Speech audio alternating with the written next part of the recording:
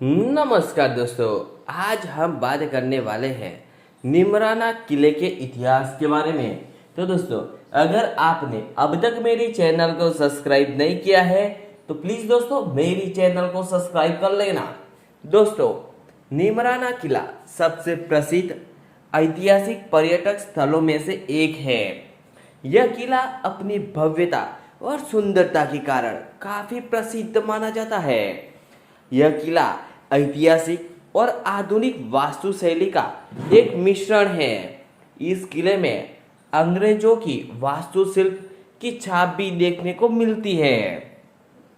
निमराना किला को 3 एकड़ की भूमि पर सबसे ऊंची पहाड़ी अरावली पर्वत को काट के बनाया गया है। इस किले का निर्माण आज से 555 वर्ष पहले हुआ था। इस किले की भव्यता के कारण इसे आधुनिक वास्तुशैली के साथ 1986 में एक बेहद सुंदर हेरिटेज में बदल दिया गया है। इस किले में 10 मंजिलें बनी हुई है, जिस कारण किले के नीचे से ऊपर जाने पर पहाड़ पर चढ़ने के समान प्रतीत होता है।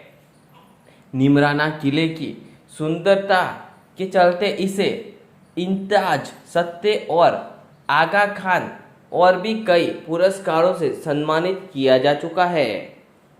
अब दोस्तों बात करते हैं कि निमराने किले का नाम निमराना क्यों पड़ा। तो दोस्तों, इतिहासकारों का कहना है कि इस किले में काफी समय पहले एक निमोला नाम का बहादुर राजा शासन किया करता था। उसकी इच्छा थी कि उनके मरने के बाद इस किले को उसका नाम दिया जाए। इसी कारण के इसी राजा के नाम पर से इस किले को निमराना नाम दिया गया है। अब दोस्तों बात करते हैं निमराना किले के इतिहास के बारे में।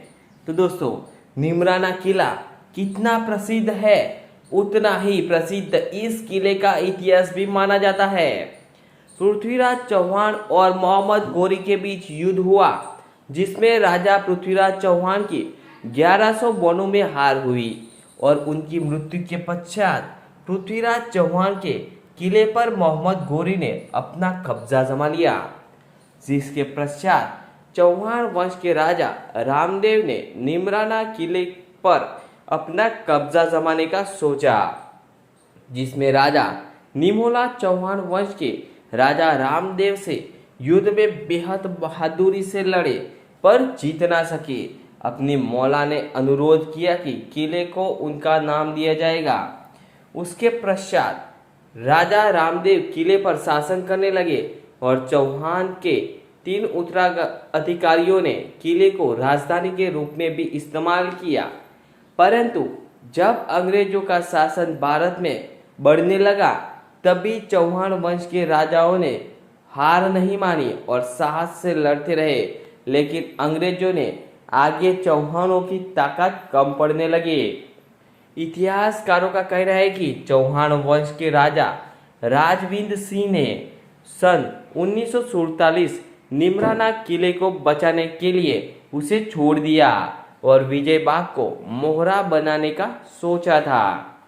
कुछ समय पश्चात लगभग 1986 में निमराना किले का दोबारा नवीनीकरण किया गया और सन 1991 में निमराना किले को आम जनता के लिए घूमने और देखने के लिए खोल दिया गया।